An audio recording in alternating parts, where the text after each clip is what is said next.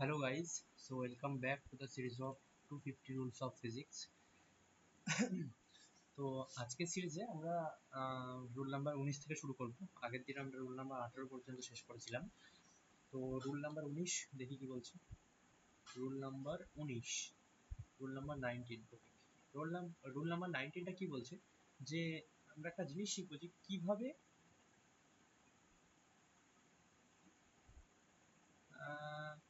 কোনো অনাহিত বস্তুকে permanently charge করা যায়।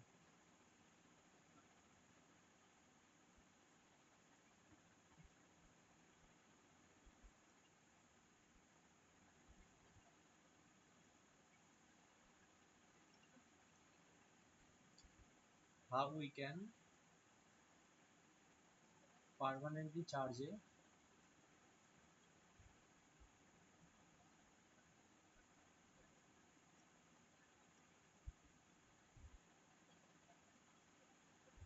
neutral body. ওকে, কিভাবে করবো সেটা দেখবো আজকে। দেখো, আমরা আবেশ শিখেছিলাম না? তো আবেশে যদি আমরা দেখো আমি প্রত্যেকটা স্টেপ ওয়াইজ দেখাচ্ছি। ধরো এটা স্টেপ নাম্বার 1 লিখলাম, স্টেপ নাম্বার 1, ঠিক আছে। স্টেপ নাম্বার 1-এ হলো এরকম ভাবে আবেশ দেখিয়েছিলাম। এটা একটা ইনসুলেটিং স্ট্যান্ড মানে কি, যা আধান থাকবে তাকে গ্রাউন্ডে আসতে দেবে না। এটা কি গ্রাউন্ড মানে কি, পৃথিবী বা ভূমি বা আর্থ, যা কিছু বলতে পারো, গ্রাউন্ড বা আর্থ, এটা, তাই তো? হ্যাঁ, আর এইটা কি, এইটা হচ্ছে নিউট্রাল বডি। আর ধরো এটা একটা চার্জ বডি, তাই তো? তাহলে অবশ্যই তোমরা এটা নিশ্চয়ই বলতে পারবে যে এইটা তাহলে কি ইনডিউসিং বডি, তাই না? এগুলো সব অবশ্যই শিখেছো। তো এইবার দেখো এই বডিটাকে যদি এখানে নেওয়া হয়, ঠিক আছে, তাহলে দেখো স্টেপ নাম্বার 2-তে কি হতে চলেছে। এটা দেখা গেল স্টেপ নাম্বার 1, তাহলে স্টেপ নাম্বার 2 কি হতে পারে বলো দেখি।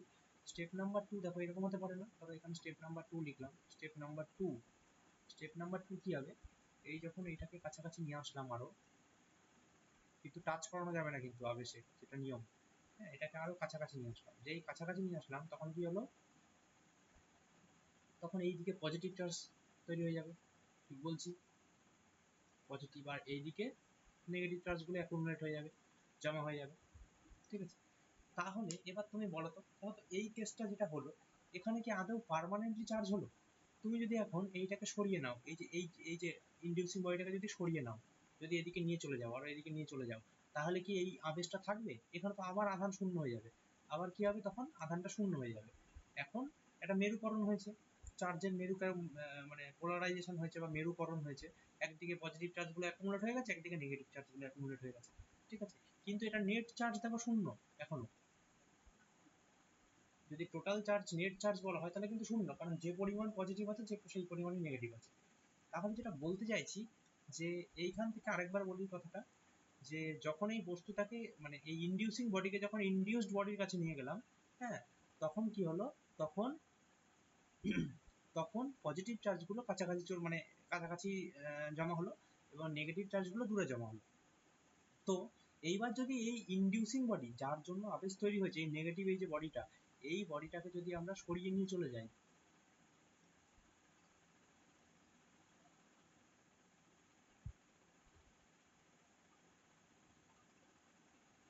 হ্যাঁ আমি বলছি এই বডিটাকে সরিয়ে নিয়ে চলে গেলাম, ঠিক আছে, তাহলে কি আর এখানে আবেশ থাকবে? তখন তো আবার এটা এরকম এরকম হয়ে যাবে। তখন তো একটু wait করো।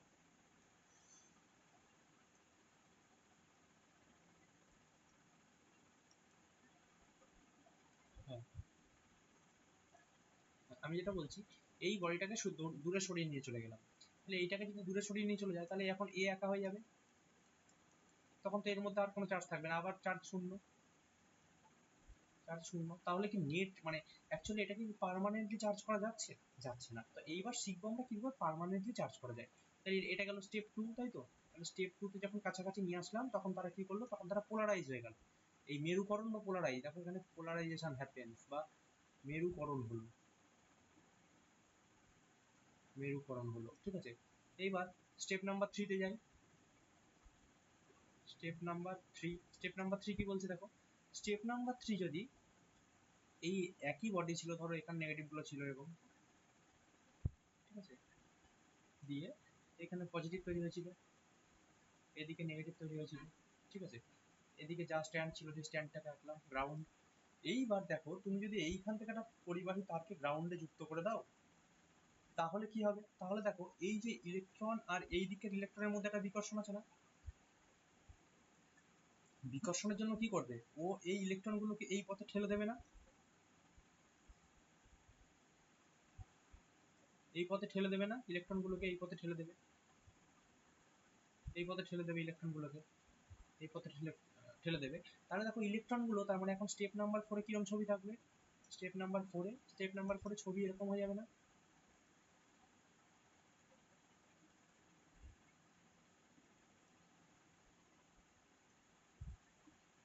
শুধু একদিকে, ঠিক আছে। এই দিকের যে ইলেকট্রনগুলো ছিল তারা তো গ্রাউন্ডে চলে গেছে, চলে গেছে, তাই তো, সেই জন্য এখানে আর তাহলে কোনো ইলেকট্রন থাকছে না। কিন্তু এই এই পজিটিভ চার্জগুলো এখনো এই দিকেই অ্যাকুমুলেটেড থাকবে, এখনো এই প্রান্তেই অ্যাকুমুলেটেড থাকছে। কেন, চারিদিকে কেন ছড়িয়ে যাচ্ছে না, কারণ এখনো এখানে আবেশ আছে, এখনো এখানে ইনডিউসিং বডি আছে, এইবার তুমি ফিফথ নাম্বার স্টেটে যদি তুমি ধরো স্টেপ নাম্বার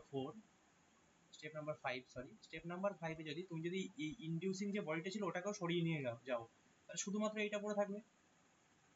তখন এই যে এই পজিটিভ চার্জগুলো থাকবে তখন তো এই চারিদিকে ছড়িয়ে যাবে, যে কটাই ছিল, যে কটাই থাক সেই কটা তো চারিদিকে ছড়িয়ে যাবে। কারণ কারণ কি, কারণ হচ্ছে একরকম চার্জ সে তো পরিবাহী পৃষ্ঠে অবস্থান করে, চার্জ কখনো একদিকে, মানে কোনো আকর্ষণ বা বিকর্ষণ বল ছাড়া চার্জ কখনো একদিকে, মানে আমি বলতে চাইছি চার্জ ধরো এরকম ভাবে থাকতে পারে না যদি এখানে কোনো ইনফ্লুয়েন্স না থাকে, ঠিক আছে। তো ইনফ্লুয়েন্স যদি থাকে তাহলে সেই ক্ষেত্রে থাকতে পারে, কিন্তু যদি কোনো রকম প্রভাব না থাকে তাহলে চার্জ সবসময় কি করবে, যতটা দূরে, একই রকম চার্জ তো দেখো এগুলো সব পজিটিভ চার্জ না, এরা কি করবে, এরা একে অপরকে বিকর্ষণ করবে, এবার বিকর্ষণ করে কি করতে চাইবে, যতটা দূরে থাকা যায়। এবার যতটা দূরে কতটা দূরে থাকতে পারবে, একটা পরিবাহীর ম্যাক্সিমাম যেটা লিমিট কোনটা, তার পৃষ্ঠ, যেন পরিবাহীর একদম পৃষ্ঠের দিকে সে বিন্যস্ত হয়ে যাবে, ঠিক আছে, বা পরিবাহীর যেটা সারফেস সেই সারফেসের দিকে চলে যাবে, তাহলে চার্জ এরকম বিন্যস্ত হয়ে যাবে। কিন্তু এখন দেখো, এখন তাহলে আবেশও নেই, কিছুই নেই, স্টেপ নাম্বার 5-এ এখানে কি এই বডিটা আছে, নেই, এই বডিটা যেহেতু নেই তাহলে এখন শুধুমাত্র একটা বডি পড়ে আছে, দেখো তাহলে তাহলে এবার তুমি একটা কথা ভাবো, যে এই যে বডিটা তুমি এখন দেখো পজিটিভ চার্জ হয়ে আছে, সেখানে কি আগে একদম স্টেপ নাম্বার 1-এর কথা ভাবো, সেখানে কি কোনো চার্জ ছিল, সেখানে কোনো চার্জ ছিল না। তাহলে চার্জ বা কিউ যদি লিখি, কিউ ইনিশিয়াল আই যদি লিখি তাহলে 0, আর এখানে কিউ ফাইনাল তাহলে কত হলো, সমান সমান একটা আধান থাকছে, পজিটিভ আধান। তার মানে দেখো তুমি এটাকে পার্মানেন্টলি চার্জ করে ফেললে না, এবার তার কোনো কোনো ব্যাপার নেই যে চার্জ চলে যাওয়ার কোনো ব্যাপার নেই, তাহলে একটা অনাহিত বস্তুকে তুমি পার্মানেন্টলি চার্জ করে ফেলবে, বুঝতে পারলে এই প্রসেসটাতে। এটা কিন্তু আবেশের মাধ্যমে করা সম্ভব, ঠিক আছে। তাহলে একটা বস্তুকে আবেশের মাধ্যমে, মানে মোরাল অফ দ্য স্টোরি কি, কোনো বস্তুকে, কোনো অনাহিত বস্তুকে বা নিস্তড়িত বস্তুকে আর কি, বস্তুকে আবেশের মাধ্যমে, ইন্ডাকশন বা আবেশের মাধ্যমে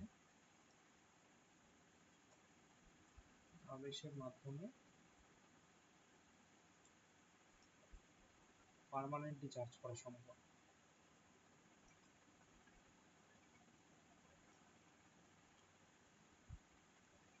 ঠিক আছে, এটা তাহলে মোরাল অফ দ্য স্টোরি। তাহলে রুল নাম্বার 19 কি শেখালাম, আবেশের একটা অ্যাপ্লিকেশন, ঠিক আছে, একটা বস্তুকে কিভাবে পার্মানেন্টলি চার্জ করবে। ঠিক আছে, তাহলে এইবার আমরা রুল নাম্বার 20-তে মুভ করি। কালারটা চেঞ্জ করি।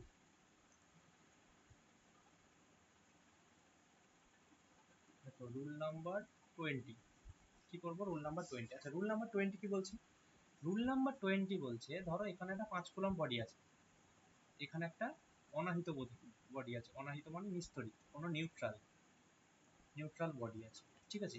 এইবার তুমি যদি এই দুটো বস্তুকে লাগাও, মানে টাচ করিয়ে দাও, আবেশে কিন্তু কোনো রকম টাচ ছিল না, এখানে তুমি এই দুটোকে টাচ করিয়ে দিলে, তাহলে 5 কুলম্ব আর 0 কুলম্ব এই দুটো যোগ হয়ে যাবে,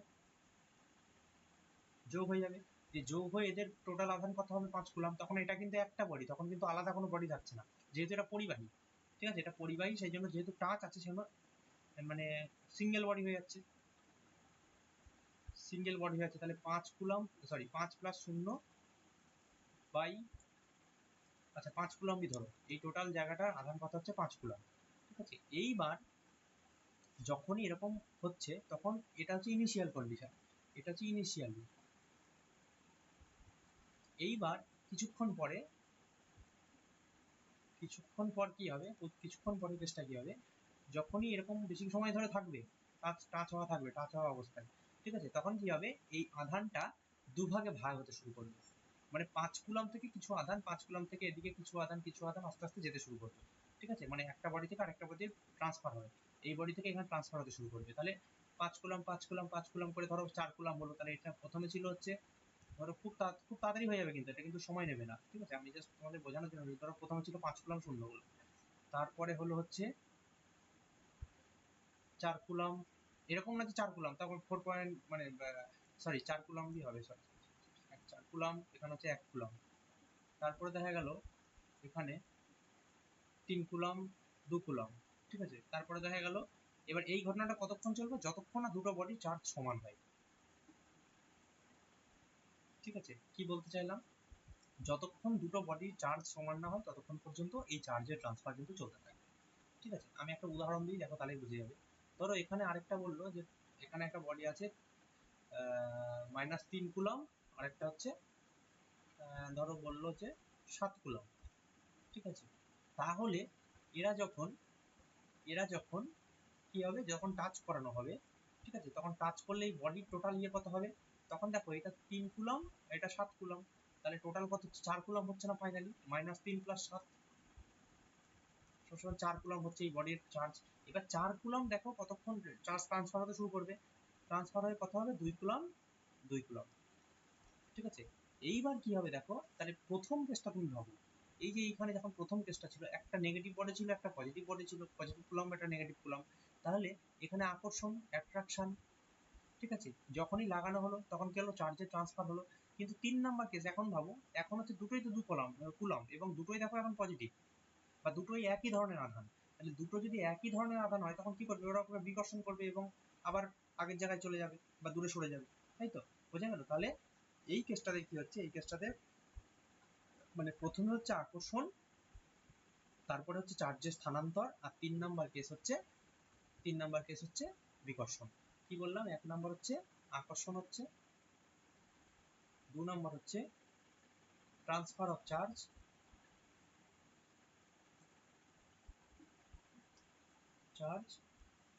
কতক্ষণ হবে ট্রান্সফার অফ চার্জটা, যতক্ষণ না দুটো চার্জ হচ্ছে ইকুয়াল হচ্ছে, আর তারপরে লাস্টে হচ্ছে বিকর্ষণ হচ্ছে। কেন বিকর্ষণ হচ্ছে, কারণ তখন তো দুটো চার্জই সমান হয়ে যাচ্ছে, দুজনের চার্জই সমান হয়ে যাচ্ছে।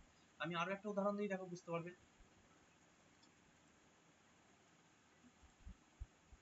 ধরো এখানে একটা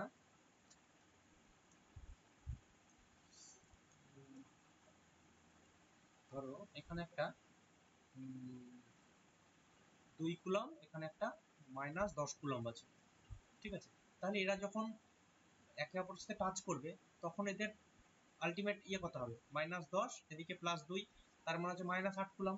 এবার -8 কুলম একই দিকে একই সাথে ভাগ হয়ে যাবে, দুটোতে ভাগ হওয়া শুরু হবে, কতক্ষণ পর্যন্ত হবে, যতক্ষণ না পর্যন্ত দুটোতেই -4 কুলম -4 কুলম হয়। এইবার যখনই -4 কুলম হয়ে গেল তখন তো দুটোতেই দেখো একই রকম আধান হলো। তাহলে একই রকম আধান পরস্পর কি করে, বিকর্ষণ করে না? একই রকম আধান পরস্পরকে বিকর্ষণ করে, এই কেসটাতে কি হবে, বিকর্ষণ হবে। তাহলে বিকর্ষণ যদি হয়, এ কে বিকর্ষণ করবে, এ কে বিকর্ষণ করবে, তাহলে দেখো এখানেও দুটো নেগেটিভ আধান, তাহলে এ কে কি করবে, বিকর্ষণ করবে, দিয়ে দূরে সরিয়ে দেবে। বুঝা গেল? এই জিনিসটা যেন মাথায় থাকে। আচ্ছা, এই কনসেপ্টের উপর ভিত্তি করে আমরা একটা অঙ্ক করি, খুব অঙ্কটা কমন আসে আর কি। সেটা হচ্ছে বলবে, দেখবা যে দুটো আধান আছে, একটা -3 কুলম, একটা 8 কুলম। ঠিক আছে, এবার দুটোকে পরস্পরের সাথে লাগানো হলো, তারপরে আবার দুটো জিনিস দূরে সরে গেল। ঠিক আছে, এই অঙ্কগুলোর ক্ষেত্রে কিন্তু তখন তাহলে বলের মান কিভাবে পরিবর্তন হচ্ছে সেই অঙ্কে কিন্তু আমরা এই কনসেপ্ট লাগাই। ঠিক আছে, এই যে তো কি করতে হবে, তখন 5 কুলম হয়ে যাবে, মাঝখানে ধরো ডিস্টেন্সটা দেওয়া আছে 1 মিটার বা কিছু। ঠিক আছে, তখন 5 কুলম হয়ে যাবে, দিয়ে 2.5 কুলম করে হয়ে যাবে। তখন হচ্ছে তাহলে এফ ইজ টু কি করতে হবে, K Q K Q one into Q two by R square. এখানেও তখন কি ছিল, এখানে K into 8 into 3 by R square. এটা হচ্ছে F1, এটা হচ্ছে F2। ঠিক আছে, এবার F1 আর F2 তুলনা করতে হবে, সেটা কত গুণ বেড়েছে বা কমেছে, বোঝা গেল? তাহলে একটা ফোর্স মানে দ্বিতীয় ফোর্সটা F2টা F1 এর কত গুণ, এইরকম একটা কোশ্চেন কিন্তু পরীক্ষায় আসে, এটা যেন মাথায় থাকে। বোঝাতে পারলাম? আচ্ছা, এই যে প্রসেসটা করালাম, এটা বেসিক্যালি একটা কন্ডাকশন পদ্ধতি বা পরিবহন পদ্ধতি। কি বললাম? পরিবহন পদ্ধতি। এই যে রোল নাম্বার 20 যেটা করালাম, এটা বেসিক্যালি কি পদ্ধতি? এটা হচ্ছে পরিবহন পদ্ধতি বা কন্ডাকশন। ঠিক আছে, কন্ডাকশন। দেখো, পরিবহন হচ্ছে না চার্জের, যখনই দুটো বস্তুকে লাগানো হচ্ছে চার্জের পরিবহন হচ্ছে, বোঝা যাচ্ছে? চার্জের কন্ডাকশন হচ্ছে, একটা থেকে আরেকটাতে চার্জ স্থানান্তরিত হচ্ছে। তাহলে এই পদ্ধতিটাকে বলা হচ্ছে পরিবহন। আশা করি বোঝাতে পারলাম জিনিসটা। ঠিক আছে, তাহলে পরিবহন বুঝতে পারলে তোমরা ভালোভাবে, আশা করি। এইবার দেখো, এবার আমরা রুল নাম্বার 21, ঠিক আছে। এই যে দেখো, এতক্ষণ ধরে আমরা যে প্রসেসগুলো সব শিখেছি, হ্যাঁ, আমরা জিনিসগুলো প্রথমে আমি তোমাকে এই জিনিসটা বলিনি, এখন বলছি এই কারণে, কারণ আমি প্রসেসগুলো শিখিয়ে ফেলেছি, এবার কোনটা কি সেটা বলবো আর। ঠিক আছে, দেখো, ধরো তোমাকে প্রশ্ন আসলো একটা বস্তুকে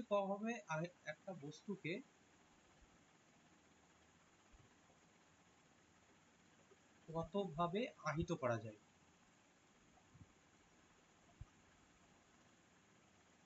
অ্যাকচুয়ালি 3 ভাগে, বেসিক থিওরি অনুযায়ী 3 ভাগে আমরা আহিত করতে পারি।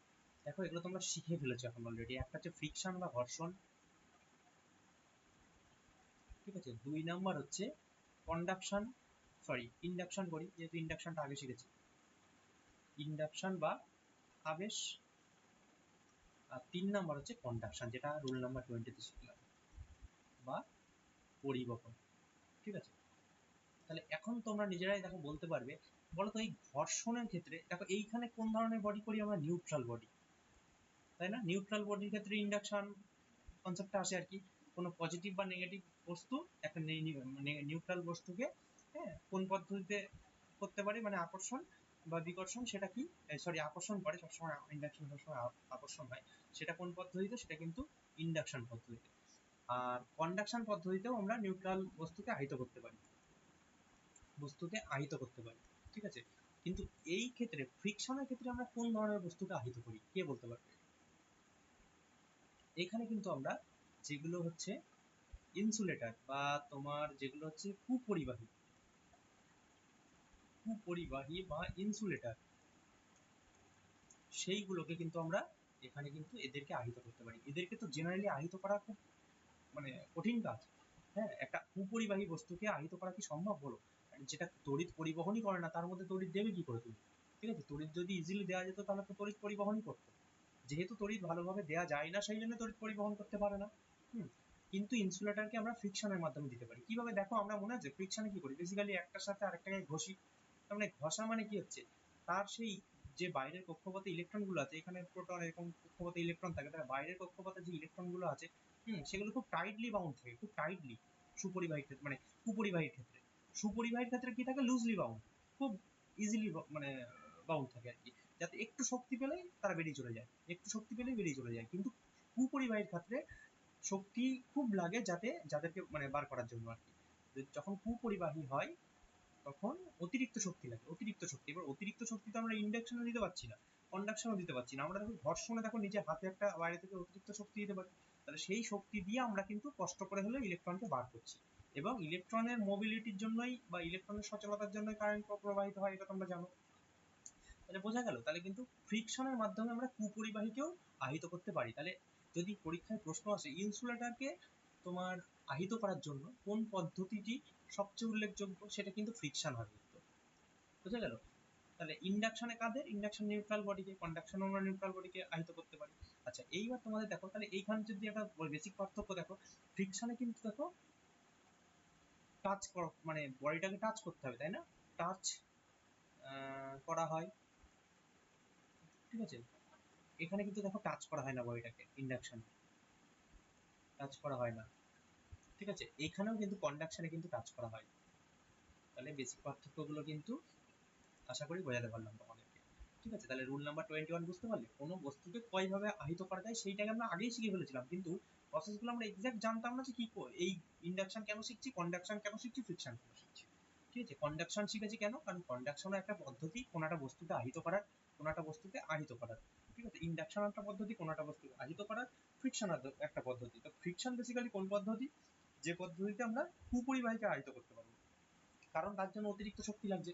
এবার ফ্রিকশনের মাধ্যমে আমরা দেখো একটা ইলেকট্রোস্ট্যাটিক সিরিজ করেছিলাম, সেই সিরিজে বেসিক্যালি যেগুলো আছে বেশিরভাগই মানে সবই আর কি ওখানকার ইনসুলেটার, ওদেরকে আমরা ঘর্ষণের মাধ্যমে কিন্তু মানে তড়িৎ পরিবহন করাতে পারি।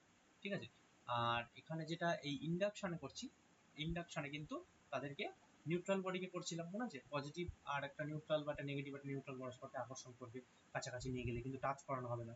ঠিক আছে, আর কন্ডাকশনও তো দেখালাম টাচ করানো খুব মানে ইম্পর্টেন্ট, টাচ না করলে আধানের ট্রান্সফার হবে না। তাহলে আধানের ট্রান্সফার কোন কোন পদ্ধতিতে হয়, সেটা হচ্ছে কন্ডাকশন পদ্ধতি। ঠিক আছে, আর এখানেও কিন্তু আমরা নিউট্রাল বস্তুকে আহিত করতে পারি, দেখতে পেলে তোমরা কিছুক্ষণ আগেই আমরা দেখালাম না, এরকম 5 কুলম্ব চার্জ, এখানে 0 চার্জ, তাহলে কত হচ্ছে, এটা নিউট্রাল বডি তখন, তাহলে একেও কন্ডাকশন পদ্ধতিতে আমরা আহিত করতে পারছি। বোঝা গেল? তাহলে রুল নাম্বার 21 পর্যন্ত আশা করি সকলের ক্লিয়ার হলো। ঠিক আছে, তাহলে এবার আমরা মুভ করব রুল নাম্বার 22।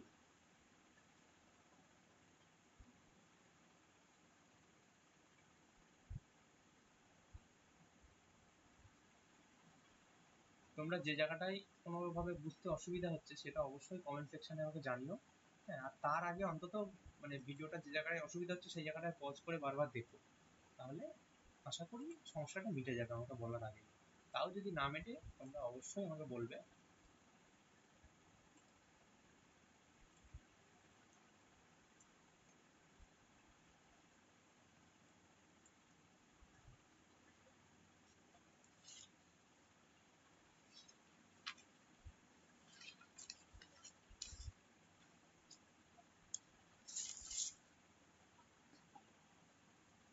হ্যালো, হ্যাঁ, তো দেখো রুল নাম্বার 22 থেকে আমরা কন্টিনিউ করছি।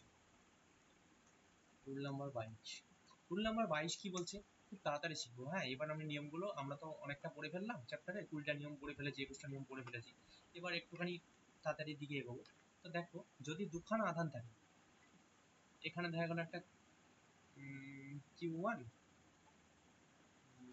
এখানে দেখা গেল একটা Q2, ঠিক আছে, দেখা গেল এটাও পজিটিভ এটাও পজিটিভ, ঠিক আছে, আর এটাও নেগেটিভ এটাও নেগেটিভ, ঠিক আছে। আরেকটা কি, এদিকে আরেকটা কনসেপ্ট কি হতে পারে, Q1 মাইনাস Q2 বা Q2 sorry minus Q1 plus Q2, ঠিক আছে। দেখো এইখানে দুটোই সম আধান, এটাও পজিটিভ এটাও পজিটিভ, এটাও নেগেটিভ এটাও নেগেটিভ। এই ধরনের কিছু অঙ্ক আসতে পারে যেখানে বলবে যে মাঝখানে একটা তৃতীয় আধানকে রাখা হলো, বলবে মাঝখানে একটা তৃতীয় আধানকে কোন জায়গায় রাখা হলে, একটা তৃতীয় আধানকে কোথায় রাখা হলে, ঠিক আছে, কোথায় রাখা হলে তোমার বলের মানটা শূন্য হবে। তাহলে সেই ধরনের অঙ্কে আমরা কি করব, সেই ধরনের অঙ্কে জানতে হবে যে এই কেসটাতে বেসিক্যালি এই দুটো কেস, যে দুটো কেস আমি এখানে এরকম বক্স করে দিচ্ছি, ঠিক, এই দুটো কেসের ক্ষেত্রে যখন সমজাতীয় আধান, এই দেখো এখানেও প্লাস কিউ এখানেও প্লাস কিউ এখানেও প্লাস প্লাস মাইনাস এখানেও মাইনাস, হ্যাঁ, যেখানে আর এখানেও প্লাস এখানেও প্লাস, তো এদের ক্ষেত্রে এই যে কিউটা যেটা হবে সেটা সবসময় দুটো মানে আধানের মধ্যবর্তী অংশ হবে, সব মধ্যবর্তী সরলরেখা বরাবর হবে। মানে এইখানে যদি প্লাস কিউ হয়, হ্যাঁ, এখানে যদি প্লাস কিউ হয়, তাহলে এদের মধ্যবর্তী কোনো জায়গায় একটা তৃতীয় আধান যেটা রাখবা তুমি, সেটা কিন্তু সবসময় মধ্যবর্তী জায়গা হবে, কখনোই এর বাইরে হবে না, এদিকে এদিকেও হবে না, ঠিক আছে। কিন্তু কিন্তু এইবার কথা হচ্ছে এই ক্ষেত্রে, এই যে এই দুটোর ক্ষেত্রে কিন্তু সরলরেখা মানে মধ্যবর্তী সরলরেখায় মধ্যবর্তী সরলরেখায় হবে না, হবে না, ঠিক আছে, বাইরে হবে, এক্ষেত্রে বাইরে হবে। কি হবে, বাইরে বল শূন্য হবে, লব্ধি বল শূন্য হবে।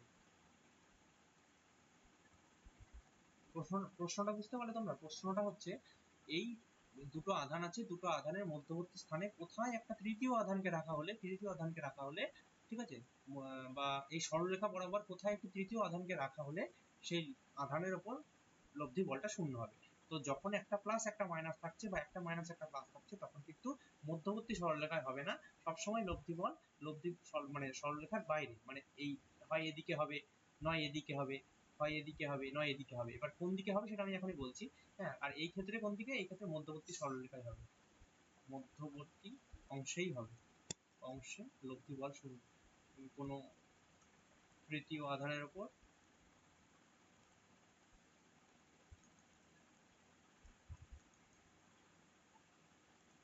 লব্ধি বল শূন্য হয়। ঠিক আছে, তাহলে এই ক্ষেত্রে কোন দিকে হবে? দেখো এইখানে তাহলে কোনো কনফিউশন থাকছে না, কিন্তু এইখানে একটা কনফিউশন থাকছে, তাহলে কোন দিকে হবে? সবসময় জানবে যেটা ছোট আধান,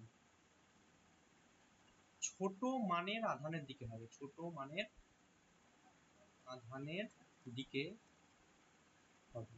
ঠিক আছে, ছোট মানের আধানের দিকটাই হবে। তাহলে এইবার দেখো কথাগুলো হয়তো তোমরা বুঝতে পারলে না, যারা ক্লাস অলরেডি আমার কাছে অফলাইনে করেছো তারা সবটাই জানো, কিন্তু যারা করোনি তারা দেখো বেসিক্যালি জায়গাটা। এটা মানে কি বলতে চাইছি? এটা মানে বলতে চাইছি ধরো এখানে একটা আছে 4 কুলম, এখানে আছে 1 কুলম, ঠিক আছে, এরা পরস্পর থেকে একটা নির্দিষ্ট দূরত্বে আছে, সেটা কত 1 মিটার দেখা গেল।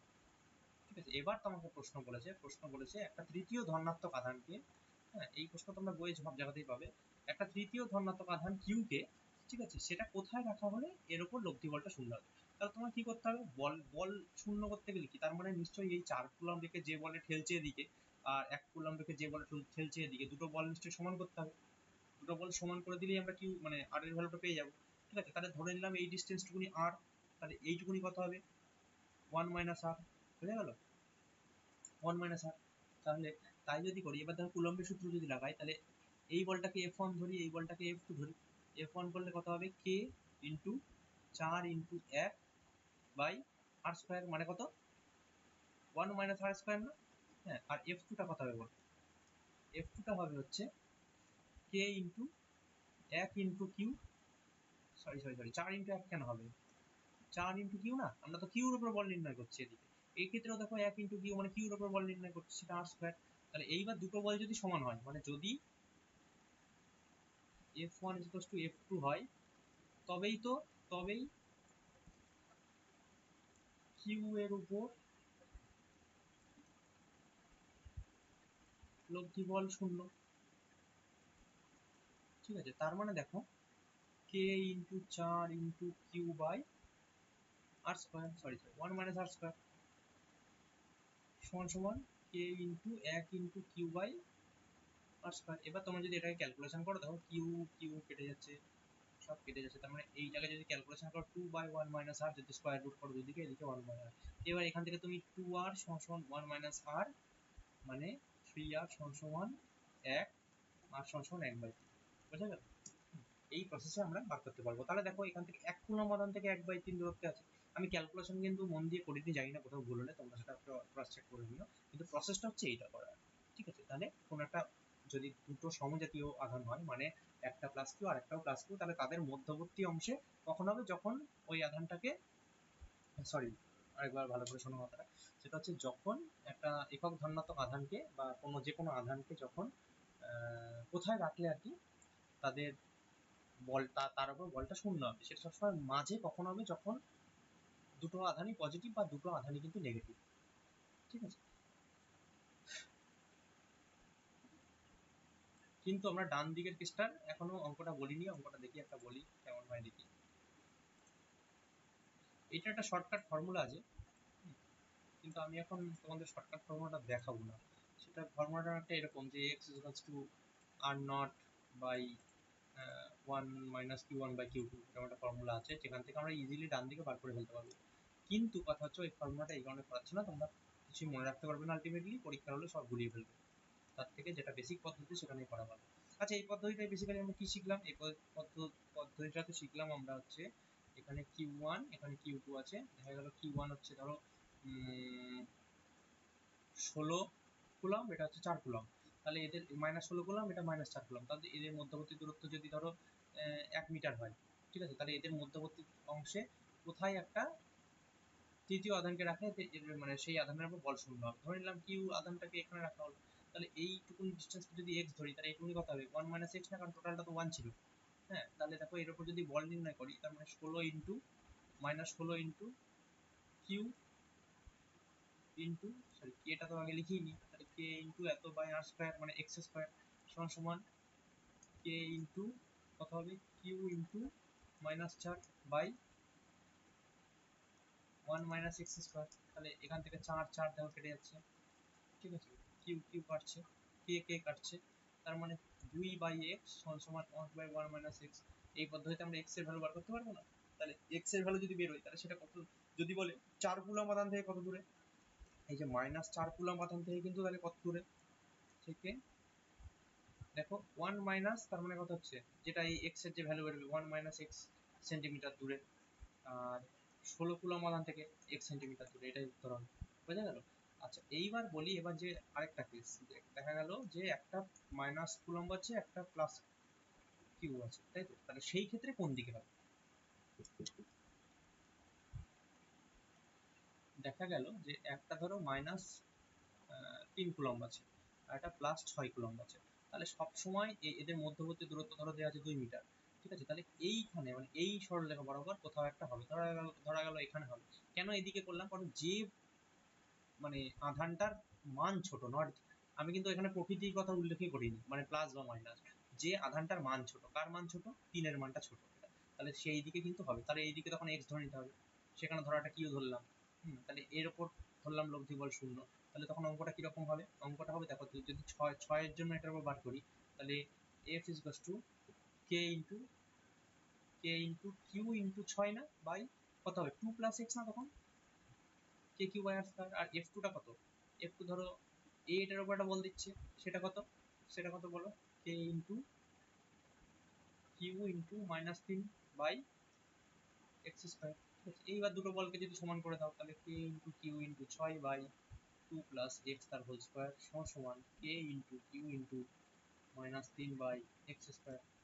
কে কিউ সব কেটে যাচ্ছে, তাহলে 3 মানে 2 থাকছে এখানে, ঠিক আছে? এবার এক্স যেটা ক্যালকুলেশন করে যেটা আসবে সেটাই ভ্যালু। বোঝা গেল? অঙ্কটা বুঝতে পারলে? যাই হোক, আমি কিন্তু অঙ্কের সিরিজ করাচ্ছি না, অঙ্কের যখন সিরিজ করাবো তখন এগুলোকে একটু বলার চেষ্টা করবো ভালোভাবে, জাস্ট কোথায় অ্যাপ্লিকেশন হবে সেটা বোঝানোর জন্য। তাহলে আমি যেটা কোনটা বেসিক্যালি বোঝাচ্ছিলাম, যে যদি দুটো আধান আলাদা হয় তাহলে তাদের মধ্যবর্তী অংশে কিন্তু কোনো আধানকে রাখলে তার উপর বল শূন্য হবে না। কোথায় রাখতে হবে? যেটা ছোট আধান আছে সেই দিকে, ঠিক আছে? এইটা যেন মনে থাকে, কারণ পরীক্ষা হলে এটা যদি তুমি না জানো তাহলে কিন্তু হুট করে করা সম্ভব নয়, ঠিক আছে? আর যদি দুটো আধানের প্রকৃতি একই হয় তাহলে মাঝখানে যে কোনো বিন্দুতে কোনো একটা আধান রাখলে তার উপর লব্ধি বলটা শূন্য মানে পাওয়া যাবে আর কি। বোঝা গেল? তাহলে রুল নাম্বার এবার 23 আসে। রুল নাম্বার 23 বলছে, ধরো এখানে একটা আধান আছে কিউ, এখানে একটা আধান আছে প্লাস প্লাস কিউ1, ঠিক আছে? এদের মধ্যবর্তী দূরত্ব দেখা গেল আর1, তাহলে এর উপরে ধরো বল কোন দিকে হবে বলো তো? দেখো এটাও পজিটিভ আধান এটাও পজিটিভ আধান, কিছু দেওয়া নেই, মানে তার মানে বলটা এদিকে কাজ করবে এই বরাবর। তাহলে সেই বলের মানটা কত হবে? যদি এফ1 ধরি তাহলে K into Q one into Q by R one square. আচ্ছা ধরো এবার এইখানে ধরো একটা আধান আছে, ঠিক আছে? তাহলে এই আধান এর উপর একটা বল দেবে, তাই না? সেই এটা ধরো কিউ2 আধান, এটা ধরো আর2, তাহলে সেটা কোন দিকে দেবে? সেটা এই বরাবর দেবে, তাই তো? সেই বলটার মান কত হবে? এফ2টা হলো K into Q two into Q by R two square. এইবার ধরো এখানে আরেকটা আধান আছে কিউ3, ঠিক আছে? তাহলে কে কোন বরাবর বল দেবে? এই বরাবর, ঠিক আছে? সেটা যদি F3 হয়, এটা যদি R3 হয়, তাহলে K into Q3 into Q by R square, R3 square. তাহলে যদি এই কিউ এর ওপর, এই যে কিউ একটা আধান ছিল না, এই কিউ এর ওপর যদি লব্ধি বল বার করতে বলে, মানে এফ অফ কিউ যদি বার করতে বলে, সেটা কত হবে দেখো? F1 plus F2 plus F3 না লব্ধি বল? লব্ধি মানে কি? টোটাল সব কটার যোগফল। তাহলে বলের মান আমরা ইজিলি বার করে ফেলতে পারবো। এফটা কত হবে তাহলে বলো? বলের মান হচ্ছে দেখো কে ইন্টু এফ1 কত ছিল? কিউ1 into Q by R one square plus K into Q two into Q by R two square plus K into কিউ3 into Q by আর3 square. এই প্রসেসে আমরা কিন্তু বার করতে পারবো। এই নীতিটাকে বলা হচ্ছে উপরিপাদের নীতি। মানে দেখো আমরা যখন এই আধানটার সাথে এটা করলাম, অ্যাকচুয়ালি তো প্রথম থেকেই তিনখানা আধান ছিল এখানে, ঠিক আছে? ধরো এখানে কিউ1 আধান ছিল, এখানে কিউ2 আধান ছিল, এখানে কিউ3 আধান ছিল। যখন আমি এইটার জন্য এটার উপর ফোর্স বার করলাম, ঠিক আছে, যখন এদিকে বললাম ফোর্সটা হবে, তখন কি আমি এই দুটোকে ক্যালকুলেট করেছি? এই দুটো কিন্তু তখন ভাবিনি আছে, ঠিক আছে, এই দুটোকে তখন ক্যালকুলেট করলে হবে না। যখন অ্যাট এ টাইম আমরা একটা করে করবো, এবং যখন যেটার জন্য করবো বাকি আধান এখানে থাকুক না থাকুক কোনো রকম কোনো এফেক্ট ফেলবে না। ঠিক আছে, তাহলে দেখো যখন আমরা এইটার জন্য করলাম, ওই Q1 আধানের জন্য করলাম, তখন এই বলটা যখন এখানে লিখলাম, F1 এর মানটা যখন এখানে লিখলাম, একটা কোনো একটা মান, হ্যাঁ সেই মানটা যখন লিখলাম, তখন কি মানে এই ভ্যালুটাতে দেখো এই যে এখানে Q1 আর Q বাদে কি কোনো Q2 বা Q3 কোনো জায়গা আছে? নেই, তারপরে কোনো প্রভাব ফেলছে না। এইবার যখন আমরা এই দুটোর জন্য যখন বল নির্ণয় করলাম, ঠিক আছে, তখন দেখো Q2 আর Q এর ভ্যালু আছে, মানে Q2 মানে কোনটা? Q2 মানে হচ্ছে দেখো এইটা আর এইটা, এই দুটোর আধান হচ্ছে, তখন এইটাও নেই, এইটাও নেই। ঠিক আছে, কিন্তু যখন আবার Q3 করলাম, তখন দেখো Q3 আর Q আছে, মানে এইটা আছে আর এইটা আছে, তখন কিন্তু এইটাও নেই, সরি এইটাও নেই, আবার এইটাও নেই। বোঝা গেল? তার মানে যখন যে আধানের জন্য করব, যে দুটো আধানের জন্য করব, তখন শুধু সেই দুটোর মধ্যে আমরা ফোর্সটা ক্যালকুলেট করবো। এই নীতিটাকে অনেকটা উপরিপাদের নীতি বলা হয়, দেখো তোমাদের বইয়ে আছে উপরিপাদের নীতি বা থিওরি অফ সুপারপজিশন, উপরিপাদের নীতি। ঠিক আছে, মানে একটা আধানের জন্য যখন অন্যটার উপরে ফোর্স নির্ণয় করব, তখন শুধু ওই দুটো আধানকেই আমরা ক্যালকুলেট করবো বা ওই দুটো আধানের কথাই ভাববো, বাকি কোনো আধানের প্রেজেন্স বা অ্যাবসেন্স আছে কি না, সেখানে উপস্থিত আছে কি অনুপস্থিত আছে, সেটার কথা আমরা ভাববো না। ঠিক আছে, এটা গেল রুল নাম্বার 23। এবার হচ্ছে রুল নাম্বার 24।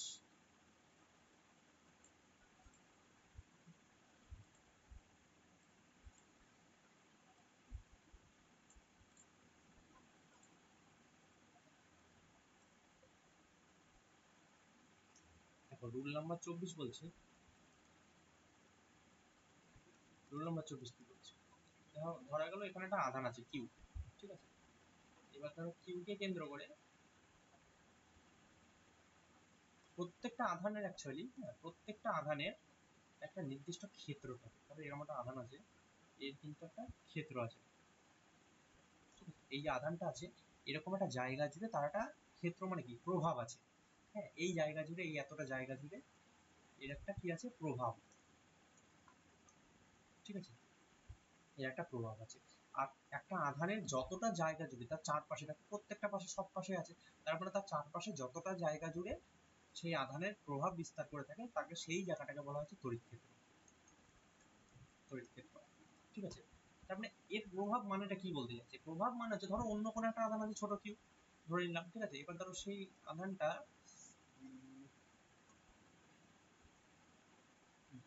ধরো এখানে একটা ছোট একটা আধান আছে কিউ। ঠিক আছে, এবার একে দেখা গেলো এর কাছে নিয়ে আসতে চাইলাম, এদিকে নিয়ে আসতে চাইলাম, কিন্তু নিয়ে আসার সময় যখন ধরো, ঠিক আছে, একে যখন এই কাছাকাছি, যখন এই বাউন্ডারি যেই ক্রস করতে যাচ্ছে এই আধানটা, ঠিক আছে, যখনই এর বাউন্ডারি ক্রস করতে যাচ্ছে, তখন ওকে বাধা দিচ্ছে। হয় বাধা দেবে, এবার বাধা দেবে না কাছে টেনে নেবে, সেটা পরে আমরা দেখছি। ঠিক আছে, সেটা আমরা পরে দেখছি। মোট কথা কোনোটা ইনফ্লুয়েন্স কাজ করবে তার উপর। ঠিক আছে, হয় বাধা দেবে, নয় কাছে টেনে নেবে।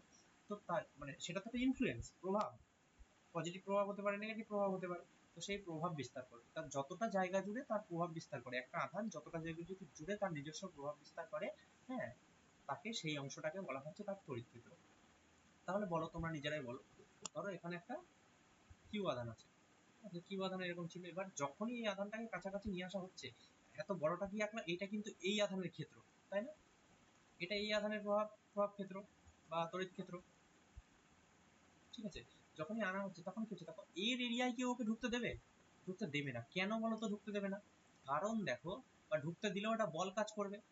সেই বলটা কত? সেই বলটা তখন এখানে আছে দেখো প্লাস কিউ, না এটাও প্লাস কিউ, নেই মানে এটাও প্লাস কিউ, তাহলে অবশ্যই এটা বিকর্ষণ করবে। দুটো প্লাস কিউর মধ্যে সবসময় বিকর্ষণ হয়, তাহলে সেই জন্য একে ঢুকতে দেওয়ার চেষ্টা করবে না, মানে ঢুকতে না দেওয়ার চেষ্টা করবে। কিন্তু যদি দেখো এই একই আধান এখানে প্লাস কিউ, এখানে যদি একটা মাইনাস কিউ হতো, যে মাইনাস কিউ যেই বাউন্ডারি ক্রস করতে যাবে, তো ওকে টেনে নেবে, কাছাকাছি টেনে নেবে। তাহলে প্রভাব কিন্তু দু রকমের হতে পারে। এই প্রভাবটা একটা হচ্ছে হয়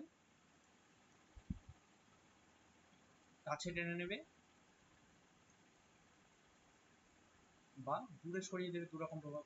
দূরে সরিয়ে দেবে। দূরে সরিয়ে কখন দেবে? যখন একই আধান, যখন একই প্রকৃতির আধান। এই কথাগুলো কিন্তু তোমরা সব খাতায় লিখে নিও, ঠিক আছে, অবশ্যই করে যেন লিখে নিও। আর এইটা কখন হবে? যখন বিপরীত প্রকৃতির আধান।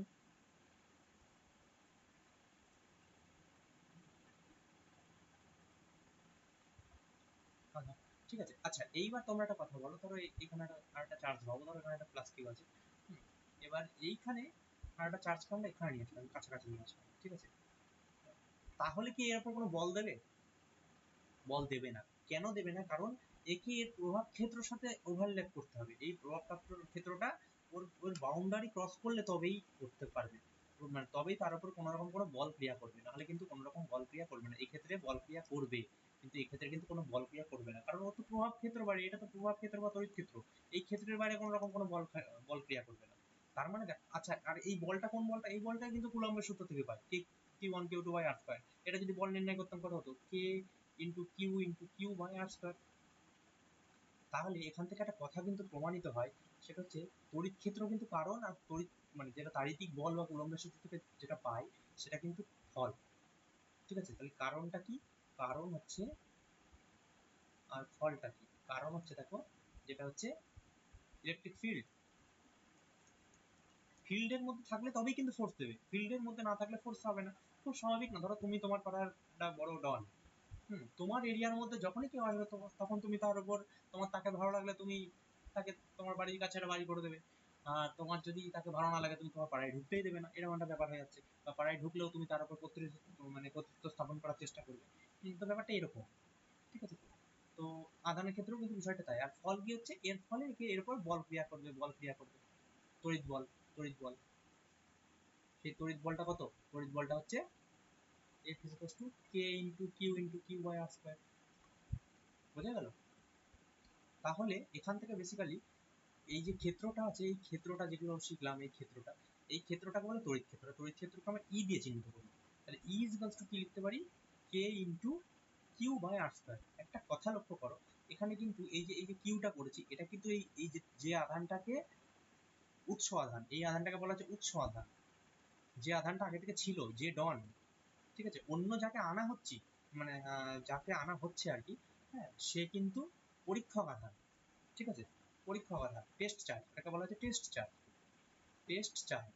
আর ওইটাকে বলা হচ্ছে সোর্স চার্জ, উৎস আধান বা সোর্স, SOURC, ঠিক আছে? SOURC, source charge. আর যে আধানটাকে এনে টেস্ট করা হচ্ছে, তো কোনো রকম কোনো বল দিচ্ছে কি দিচ্ছে না, তাকে বলা হচ্ছে টেস্ট চার্জ, এখানে লিখেছি। আর এটা কিন্তু উৎস আধান। তাহলে ইলেকট্রিক ফিল্ডে যে আধানটা থাকছে সেটা কিন্তু সবসময় উৎস আধানের জন্য, মানে যে ডন, তার তার এরিয়া জুড়ে কতটা প্রভাব সেটাই দেখা হচ্ছে, তার K/Q/r²। এইবার তুমি যদি একটা জিনিস লক্ষ্য করো, এখানে সব মুছে দিলাম।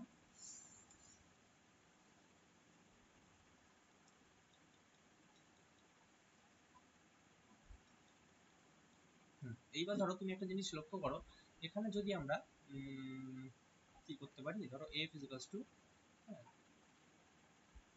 K × Q বাই, আচ্ছা, ই এর ফর্মুলাটাকে কি বললাম? K/Q/r², ঠিক আছে? K/Q/r²।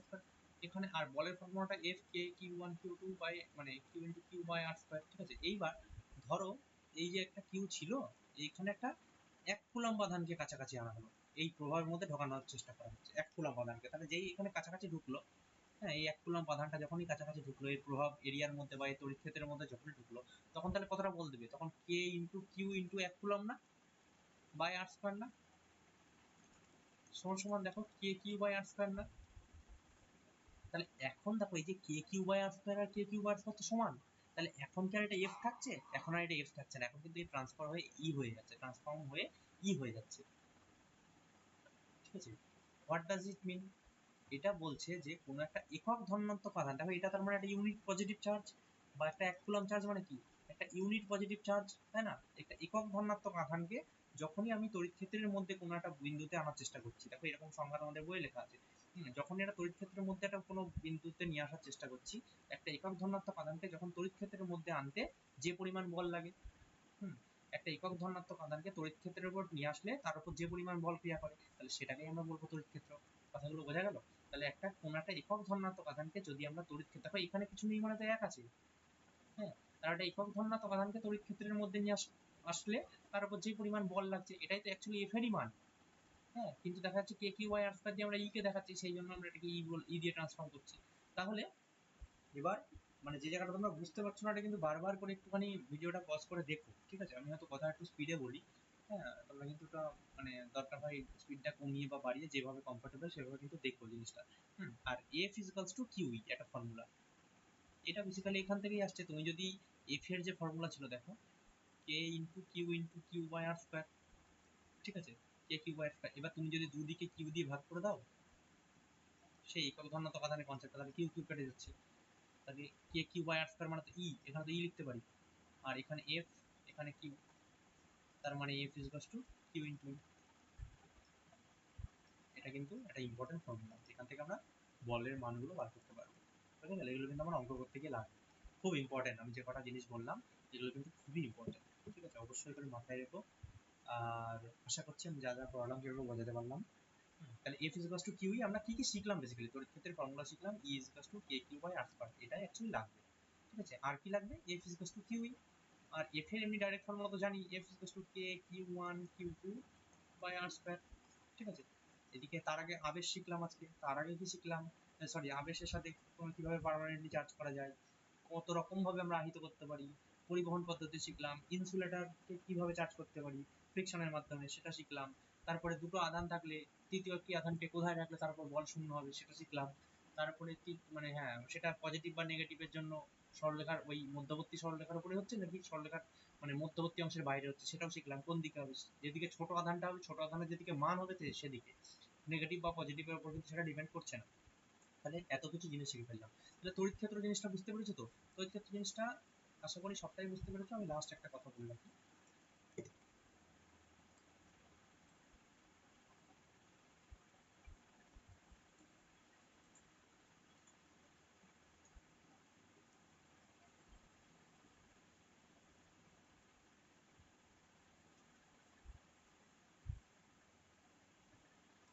দেখো লাস্ট হচ্ছে যেটা বলতে চাইছি, সেটা হচ্ছে তার মানে ধরো এখানে একটা কিউ আধান আছে, ঠিক আছে, কিউ আধান আছে, এই যে ক্ষেত্রটা বলছি এটা কি তোমার দেখা যাবে, এটা কিন্তু অদৃশ্য একটা ক্ষেত্র, ঠিক আছে, এটা কিন্তু অদৃশ্য, এটা কিন্তু দৃশ্যমান নয়, অদৃশ্য ক্ষেত্র।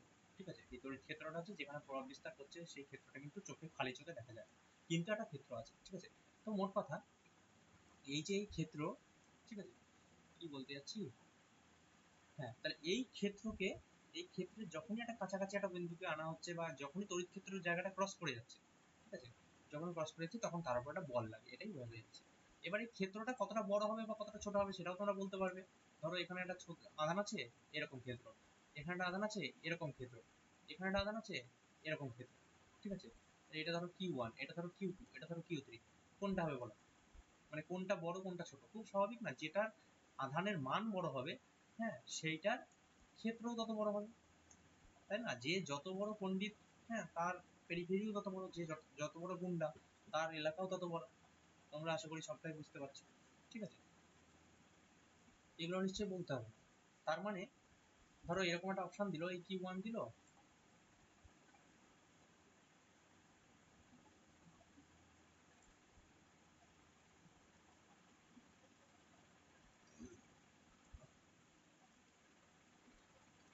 হ্যাঁ, তাহলে কি হতে পারে তখন, এই তো বলেই দিলাম, sorry, q one Q two q three, ঠিক আছে, মানের উপর ডিপেন্ড করছে, যার মান যত বড় হবে তার ক্ষেত্রও কিন্তু তত বড় হবে। তাহলে এখানে যদি একটা কিউ আধান থাকে, একটা কিউ আধানকে যদি অন্য একটা পজিটিভ কিউ আধানকে যদি এদিকে নিয়ে আসা হয় তাহলে কিন্তু ও ওকে বিকর্ষণ করবে, যে এই বরাবর, এই রাস্তা বরাবরই ওকে ছুড়ে দেওয়ার চেষ্টা করবে। এরকম যদি এখানে একটা কিউ আধানকে নিয়ে আসা হয় তাহলে এই বরাবর আসার চেষ্টা করবে, কিন্তু একে এই বরাবর ছুড়ে দেওয়ার চেষ্টা করবে। কিন্তু যদি এদিক থেকে একটা আধানকে কিউকে নিয়ে আসা হয় তখন এই বরাবর আসার চেষ্টা করবে, কিন্তু ওকে কিন্তু এই একই রাস্তা বরাবর উল্টো দিকে ছুড়ে মারবে। যদি এখানে একটা কিউ আধানকে নিয়ে আসা হয়, তাহলে ওকে এই রাস্তায় নিয়ে আসতে চাইবে, কিন্তু এদিকে উল্টো দিকে সেই আধানটাকে সরিয়ে দেবে। ঠিক আছে, তাহলে আশা করি তড়িৎ ক্ষেত্র বোঝাতে পারি। এইদিকেও সেম কেস, যদি এদিকে নিয়ে যাওয়ার চেষ্টা করা হয় একে উল্টো দিকে কিন্তু ছুড়ে মারবে, যেহেতু পজিটিভ আধান। এবার এই কেসটা এইভাবে ভাবো যে যদি এখানে একটা পজিটিভ আধান থাকে, এখানে একটা মাইনাস কিউ আধান আছে, তাহলে ওকে, ও তো এমনি এদিকে আসতে চাইছে, ও কি এদিকে আরো টেনে নেবে, ও এদিকে আরো টেনে নেবে, এরকম ভাবে টেনে নেবে, বোঝা গেল? এদিকে কিন্তু ক্ষেত্রটা ওকে টেনে নেবে। ঠিক আছে, এবার আজকের লাস্ট রুল, সেটা হচ্ছে রুল নাম্বার 25।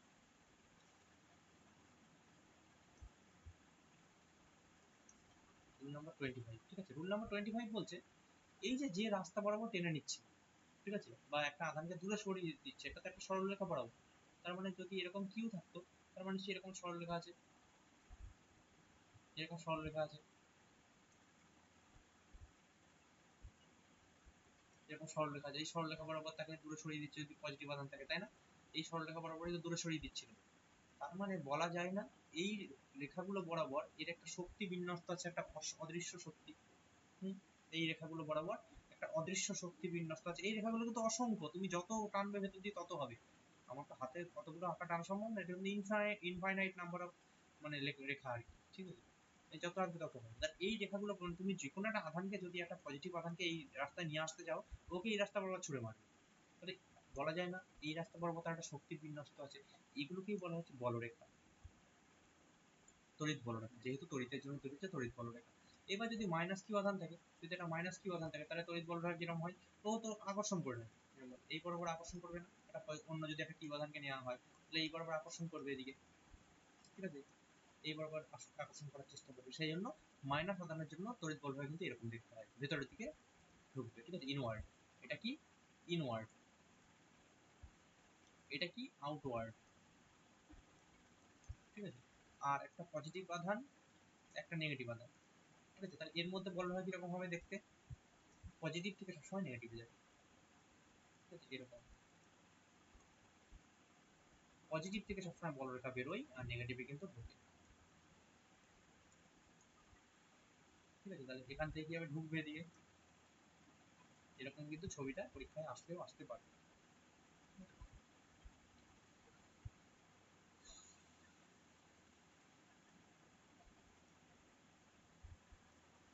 এরকম কিন্তু ছবিটা হবে, আশা করি বোঝাতে পারলাম সবটা। তাহলে এটা তড়িৎ বলরেখার ছবি গেল। তড়িৎ বলরেখা কি? তাহলে অদৃশ্য রেখা যে বরাবর কোনো তড়িৎ ক্ষেত্রের বা কোনো আধানের শক্তি বিন্যস্ত থাকে, সেই রেখা বরাবর সে কোনো একটা আধানকে, যদি সমজাতীয় আধান হয় তাহলে তাকে দূরে সরিয়ে দেবে, আর যদি বিপরীত জাতীয় আধান হয় তাহলে সেই রেখা বরাবর তাকে টেনে নেবে। আশা করি বোঝাতে পারলাম টপিকটা।